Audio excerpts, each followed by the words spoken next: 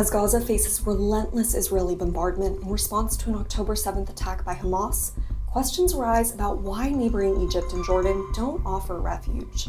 Both Egypt and Jordan have echoed similar stances, worrying about potential security threats and apparent militant activities that might impact regional peace. Here's a look at why Egypt and Jordan are hesitating to take in Palestinian refugees from Gaza.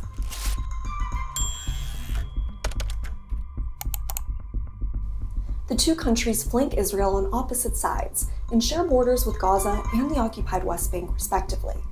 Egyptian President Abdel Fattah el-Sissi expressed concerns that Israel's actions aim to push civilians into Egypt, potentially disrupting regional peace. Jordan's King Abdullah II echoed this sentiment, fearing that Israel would seek a permanent expulsion of Palestinians to undermine their statehood aspirations. Their stances aside, displacement has been a major theme of Palestinian history. In the 1948 war, around Israel's creation, an estimated 700,000 Palestinians were expelled or fled from what is now Israel. Palestinians refer to the event as the Nakba, Arabic for catastrophe. In the 1967 Mideast War, when Israel seized the West Bank and Gaza Strip, 300,000 more Palestinians fled, mostly into Jordan. The diaspora has spread further, with many refugees building lives in Gulf Arab countries or the West. Following the cessation of hostilities in the 1948 war, Israel refused the return of Palestinian refugees to their homes.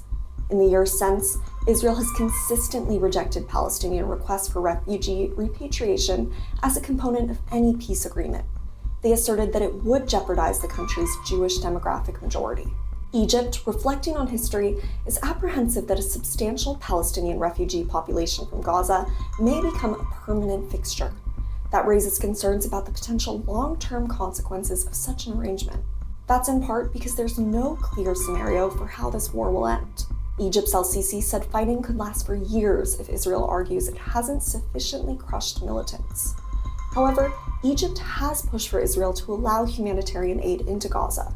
According to United Nations Egypt, which is dealing with a spiraling economic crisis, they already host some 9 million refugees and migrants. But Arab countries and many Palestinians also suspect Israel might use this opportunity to force permanent demographic changes to wreck Palestinian demands for statehood.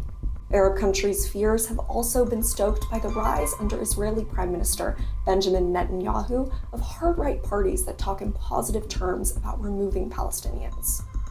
Since the Hamas attack, the rhetoric has become less restrained, with some right-wing politicians and media commentators calling for the military to raze Gaza. At the same time, Egypt says a mass exodus from Gaza would bring Hamas or other Palestinian militants onto its soil. That might be destabilizing in Sinai, where Egypt's military fought for years against Islamic militants and at one point accused Hamas of backing them. So, with a possible presence of Palestinian militants, Sinai would become a base for attacks on Israel.